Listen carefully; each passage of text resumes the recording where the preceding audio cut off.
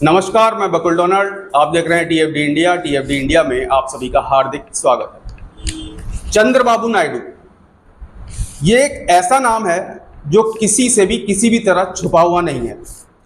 राजनीति में ये नाम अक्सर ही चर्चा में बना रहता है और कहीं ना कहीं सरकार की एक बैसाखी के रूप में भी जाना जाता है। आज एक बार फिर इसी नाम पर चर्चा करने के लिए हमारे साथ मौजूद हैं वरिष्ठ पत्रकार श्री श्यामगिरी जी। सर नमस्कार। सर, बात की जाए तो आंध्र प्रदेश से चंद्रबाबू नायडू फिर दिल्ली आ रहे हैं, जबकि अभी 10 दिन पहले ही वो दिल्ली गए थे प्रधानमंत्री से मिलने के लिए। क्या वजह हो सकती है इतनी जल्दी एक बार फिर दिल्ली का रुख करने लगे हैं नायडू? बकुल, एस मनी एस फना फनी, नो मनी नो फना फनी ऐसा बोलता है।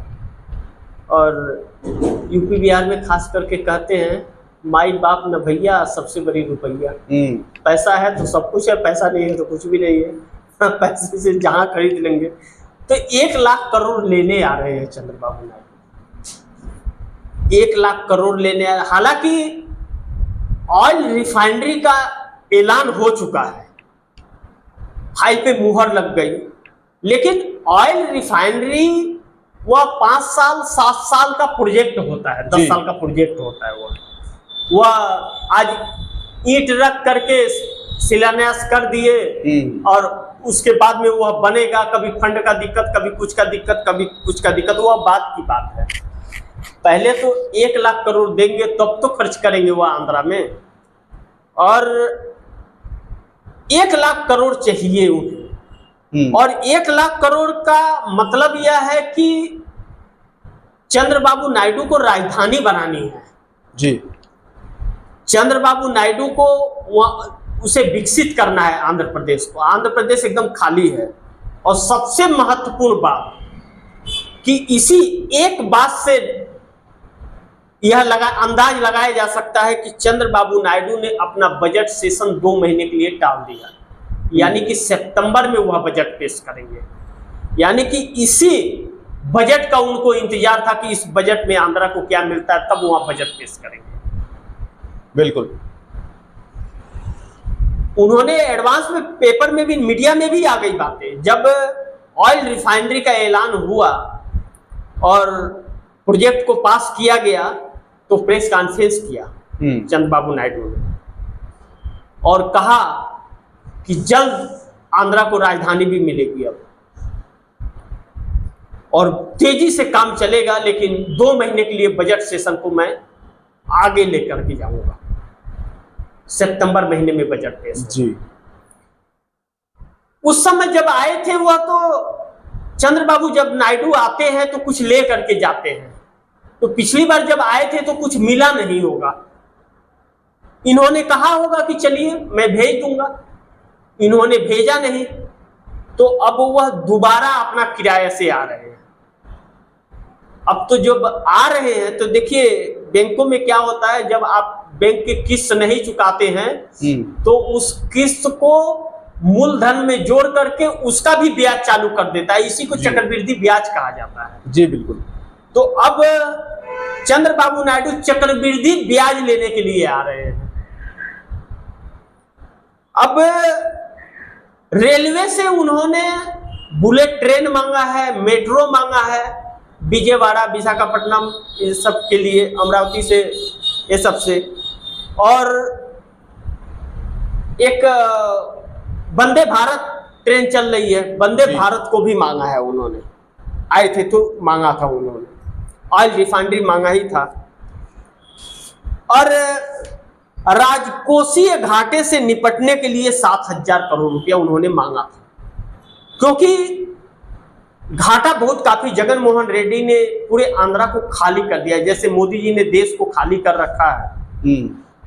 सिर्फ कागजों में बताते हैं कि हमारे पास ये है वो है, लेकिन सच्चाई तो यह है कि देश के बच्चे रोजगार के लिए सड़क पर हैं और महंगाई इतनी है कि लोग जो हरी सब्जी लिया करके खा लिया करते थे वो नमक मिर्च से खाने के लिए मजबूर हो गए। जी जी बिल्कुल, यह चीज है। तो उन्हें वह घाटे से निपटने के लिए 7,000 करोड़ चाहिए और राजधानी जो अमरावती चंद्रबाबू नायडू को बनानी है, तो अमरावती बनाने के लिए राजधानी उन्हें पैसे चाहिए और वह पैसे 50,000 करोड़ रुपए चाहिए। क्योंकि हैदराबाद राजधानी मिली थी 10 साल के लिए आंध्रा को, और वह 10 साल का समय सीमा समाप्त हो गया।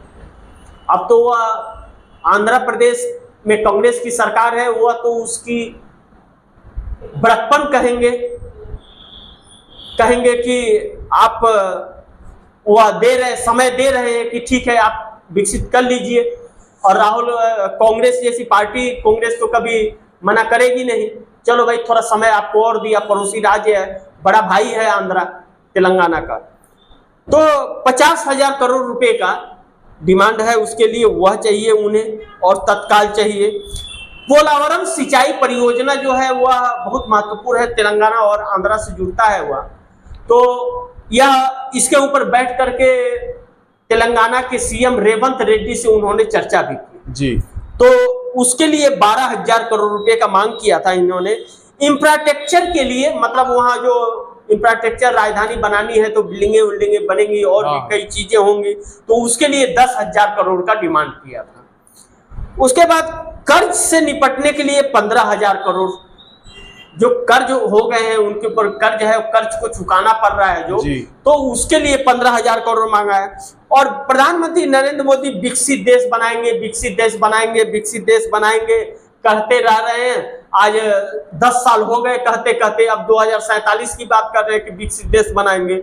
उसके तहत 10,000 करोड़ रुपए में मांगा है कि आप विकसित बनाने की बात कर रहे हैं, हम विकसित बनाएंगे, उस फंड से 10,000 करोड़ हमको दीजिए जी। अब चंद्रबाबू नायडू को क्या पता कि खजाना खाली है, जैसे कब्र का हाल मुर्दा जगन मोहन रेड्डी ने खाली कर दिया आंध्रा को, वैसे मोदी जी खाली कर दिए।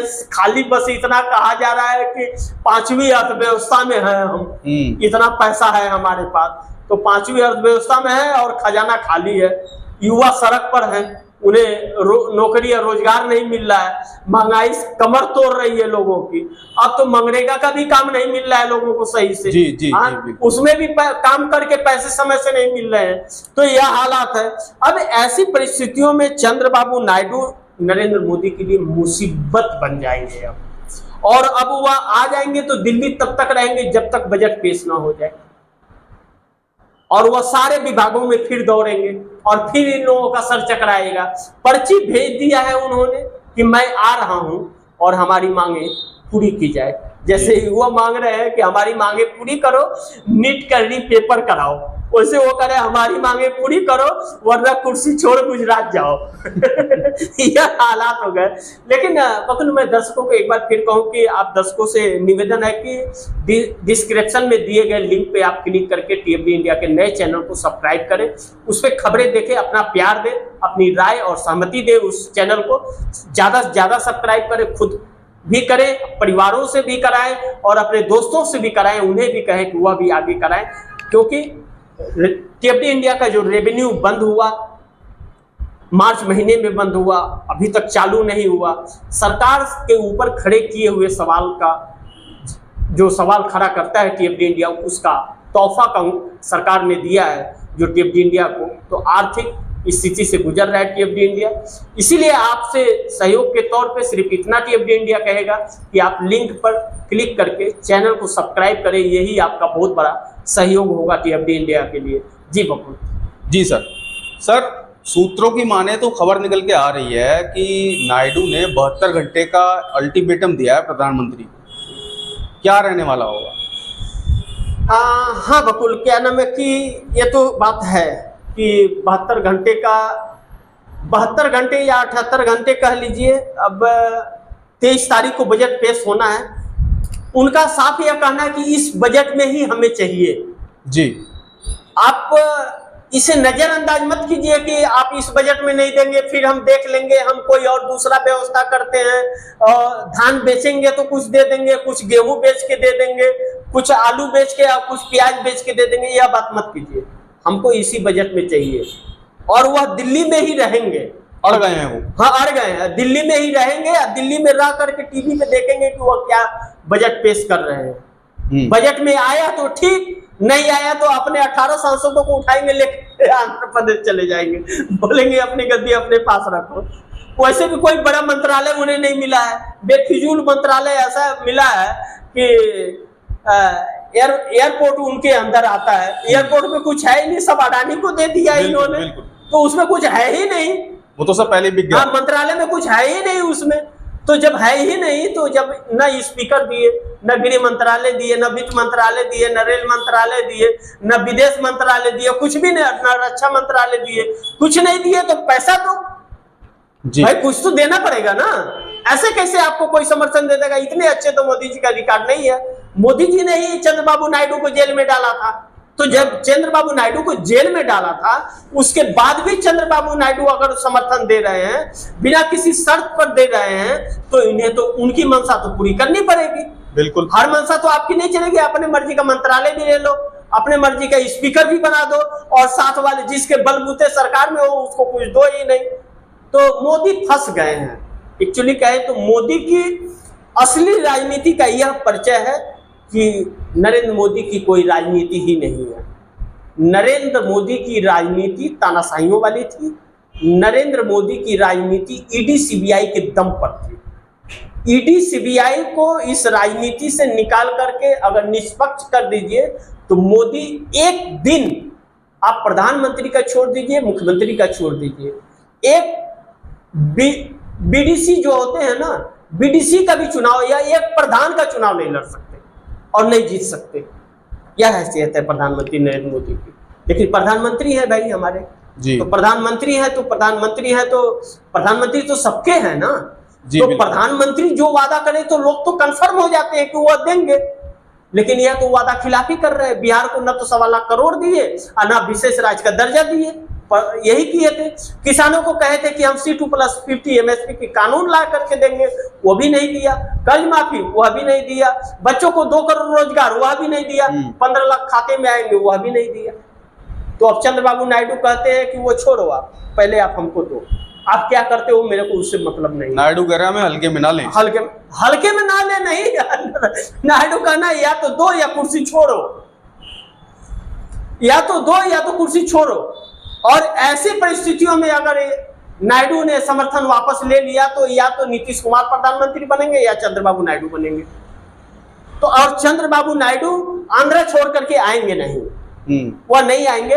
उन्हें वहां के लिए फंड चाहिए। तो इंडिया गठबंधन सरकार बनाने की कवायदे तेज कर चुका है। मैंने आपको अगले प्रोग्राम में कहा था ये बातें जी। इंडिया गठबंधन इतनी बड़ी अपेक्षाएं इनकी पूरी नहीं कर पाएगा, लेकिन इनको सम्मान बहुत मिलेगा और जितना ज्यादा से ज्यादा हो सकेगा वह मिलेगा बजट उनको। क्योंकि इंडिया गठबंधन का मतलब ही है कि देश आगे बढ़े, देश के लोग आगे बढ़े।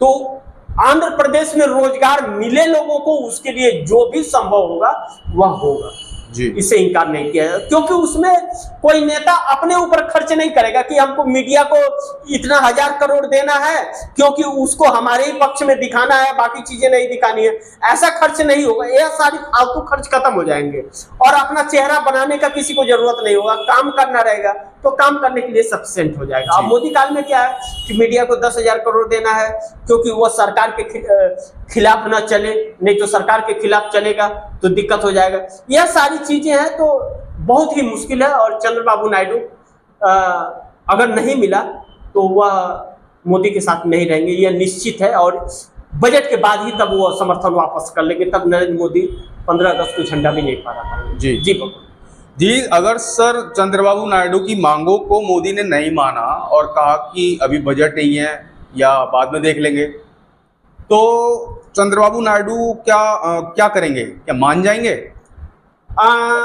बकुल, चंद्रबाबू और नायडू और नीतीश दोनों एक ही हैं। एक पेन है, एक लीड है लिखने वाला और एक ढक्कन है। जैसे बिना ढक्कन और बिना इसके दोनों नहीं रह सकता यह पेन, वैसे ही चंद्रबाबू नायडू और नीतीश कुमार का इस समय सरकार में रोल है कि यह दोनों ही चाहिए। अगर एक नहीं रहेगा तो एक नंगा हो जाएगा और इसको ढकना है तो उस ढक्कन की जरूरत है। तो यह ढक्कन नीतीश कुमार है और यह पेन चंद्रबाबू नायडू है 18 सीटों के साथ, और 12 सीट के साथ यह ढक्कन है। यह 30 सीटें हैं जी। यही 30 सरकार चलाएंगे कितने दिन यह निर्धारित करेगा। लेकिन यहां पे अब कहानी है कि एक हाथ ले और एक हाथ दे। तो मोदी जी ने ले तो लिया है, अब देने के लिए पीछे हट रहे हैं। और होगा यही, अगर बजट में ला भी दिए तो इनके पास पैसे नहीं है कि वह देंगे। वो बोलेंगे हमने ऐलान कर दिया ना, मैं दूंगा, जब आएगा तब तो दूंगा। और ऐसी परिस्थितियों में चंद्रबाबू नायडू नहीं मानने वाले जी। चंद्रबाबू नायडू कहेंगे 48 लाख करोड़ का आप बजट लाए हो, वाहवाही तो हेडिंग में ले लिए 48 लाख करोड़, अब उस पैसा हमारा हमको दो। और वह चीजें सरकार के पास है नहीं। अब वो कहेंगे कि बच्चा होगा तो बड़ा हो जाएगा, उसके बाद शादी करेंगे, बहू आएगी, फिर बच्चा होगा, तब भोज देंगे, कराएंगे। और चंद्रबाबू नायडू कहते हैं नहीं, रिश्ता हो गया, शादी हो गया, अब पहले हमें दो। तो समर्थन दे दिए और सरकार बन गई, तो अब पहले दो, उसके बाद बच्चे का सोचो। यानी कि दोनों ही हाल में अगर या तो इनकी मुरादें पूरी करनी पड़ेगी या तो कुर्सी छोड़नी पड़ेगी। यही वजह है कि भाजपा के अंदर बगावत के शुरू। जी जी बिल्कुल, क्योंकि वह नेता अपना भविष्य अंधेरे में पा रहे हैं। मोदी जी ने यह हालात कर दिया है कि वह नेता भाजपा के नाम पे चुनाव नहीं जीत पाएंगे। मोदी ने खुद को ही समाप्त नहीं किया है, अपने साथ साथ भारतीय जनता पार्टी को पूरा समाप्त कर दिया है। आरएसएस के ऊपर अब धब्बा लग गया है। बिल्कुल, क्योंकि यह भाजपा आरएसएस का एक अंग है। भाजपा पार्टी आरएसएस का ही एक संस्था है और यह राजनीतिक संस्था है। आरएसएस की मंजूरी जरूरी होती है और 10 सालों में नरेंद्र मोदी ने आरएसएस से कोई मंजूरी नहीं ली है। यही वजह है कि आरएसएस प्रमुख मोहन भागवत लगातार सवाल खड़े कर रहे हैं मोदी सरकार के। जी बिल्कुल। और दर्शकों से एक चीज फिर मैं जरूर अनुरोध करूंगा कि डिस्क्रिप्शन में दिए गए लिंक पर आप क्लिक करके टीएफडी इंडिया के नए चैनल को सब्सक्राइब करें, क्योंकि आप दर्शकों को पता है टीएफडी इंडिया के रेवेन्यू को रुकवा दिया गया और मार्च महीने से ही रेवेन्यू नहीं आ रहे हैं। टीएफडी इंडिया को आर्थिक दौर से गुजर रहा है। टीएफडी इंडिया नए चैनल को आप सब्सक्राइब करेंगे, खुद करेंगे, परिवार से कराएंगे, अपने दोस्तों से कराएंगे, तो टीएफडी इंडिया को आपका सहयोग प्राप्त होगा। उससे ही टीएफडी इंडिया आपसे खुश है। और इतना ही अनुरोध है कि आप टीएफडी इंडिया के डिस्क्रिप्शन में दिए गए लिंक को क्लिक करके नए चैनल को जरूर सब्सक्राइब कराइए।